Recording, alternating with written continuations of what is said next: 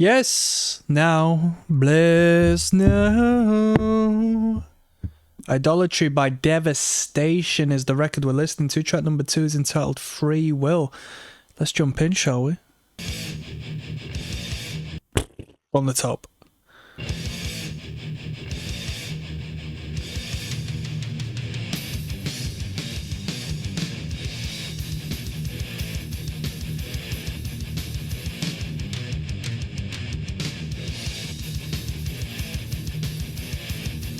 Right, check.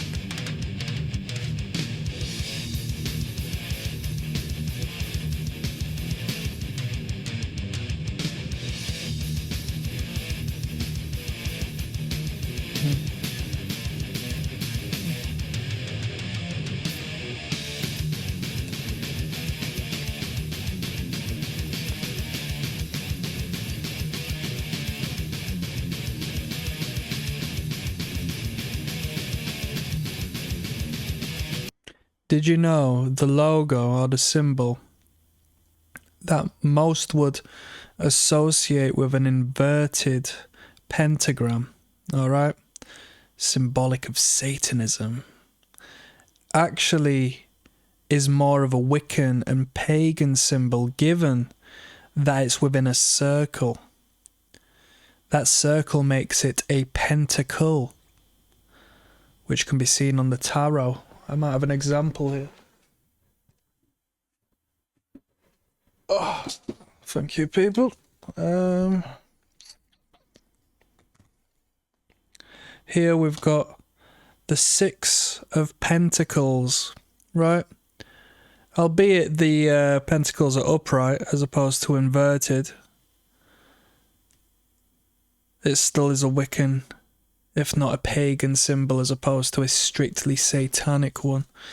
Quite fascinating as well is it's entitled Idolatry, but there is symbolism that from particular religions that don't necessarily enjoy the use of idolatry themselves.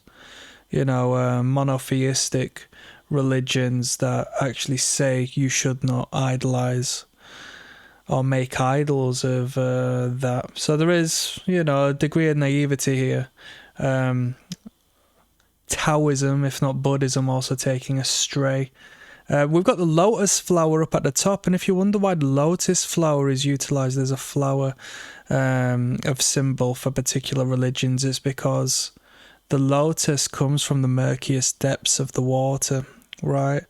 The deep, dark depths, and what it does is it finds its way to light and blooms upon the top of the water, showcasing, you know, a path of most resistance, should I say, and coming from nothing into something, which I find quite fascinating.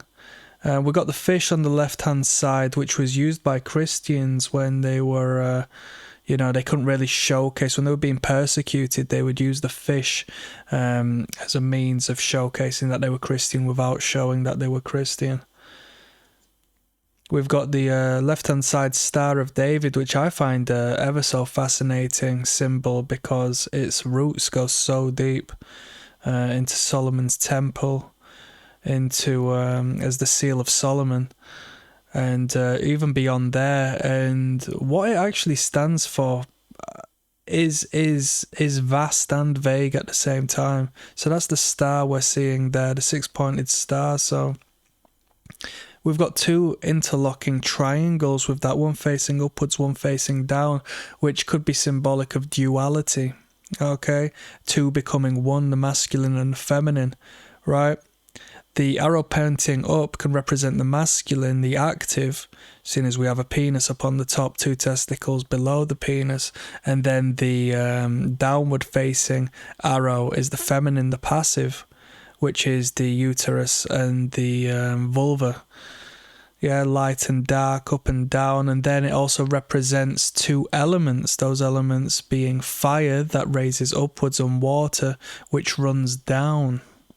Yeah, and then you could get into the symbols of the other 2 elements that are crossed over, which is air and earth.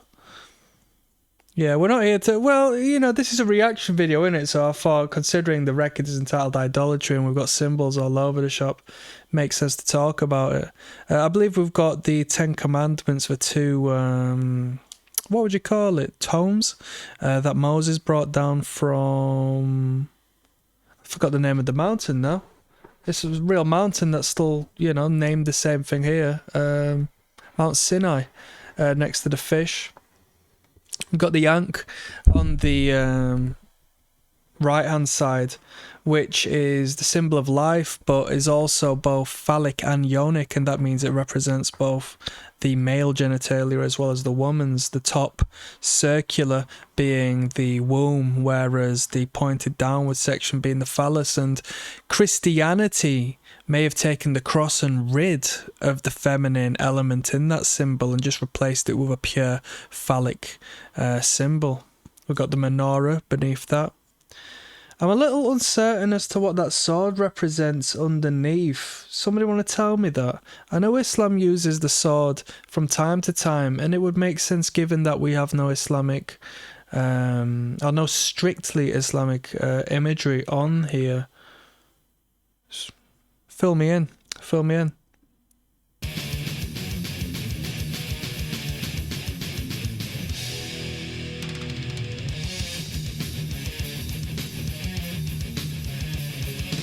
Pull you a card.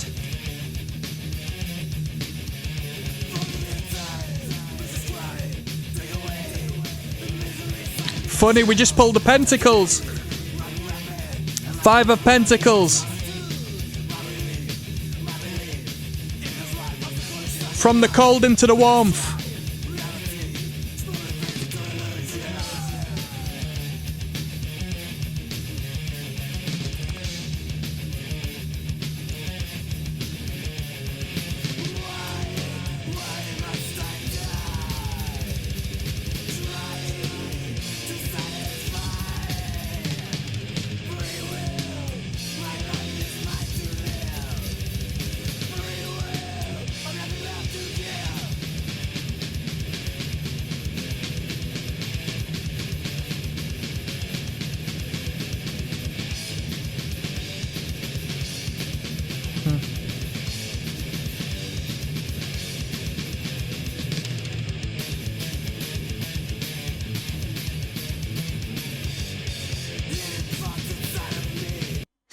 In the yin and the yang, that is both, as you'll find with most of this symbolism, it all relates back to feminine and masculine. That essentially is the root, you know. As far as duality is concerned, if there is 2 separate entities, it tends to be portrayed as masculine and feminine. We've got yin and yang there, yang being the masculine principle and yin being the feminine, alright?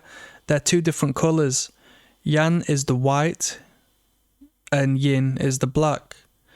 So the masculine represents light, whereas the feminine represents darkness. All right. So from an attraction standpoint, if you represent the light, or you show her the light and you are the light, you will be able to lead in the relationship. But within the yin and the yang, we've got 2 circles, all right, of the opposing color, showcasing a seed, or the feminine within the masculine and the masculine within the feminine, because as we should know, as a man we do have a feminine side, and as a woman they do have a masculine side, okay? And being understanding of that and being able to manifest that and be aware of that and integrate that into who we are and understanding and not repress it out of fear of it, we become more wholesome and unlock, you know, such a great perspective on life and our own capabilities and possibilities. This is feminine. This work is feminine. Being creative is feminine. All right? That's the way it is.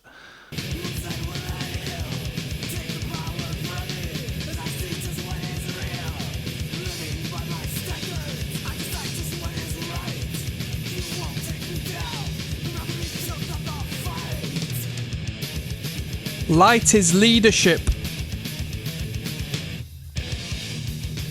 Let's go.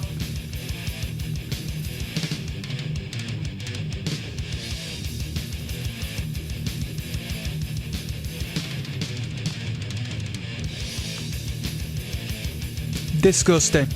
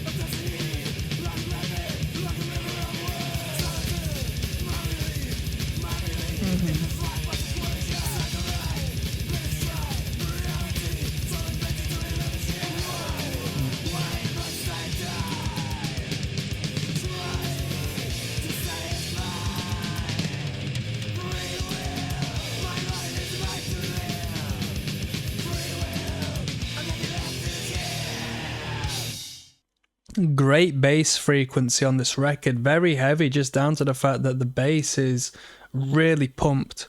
Really pumped. When that double kick comes in, you feel it.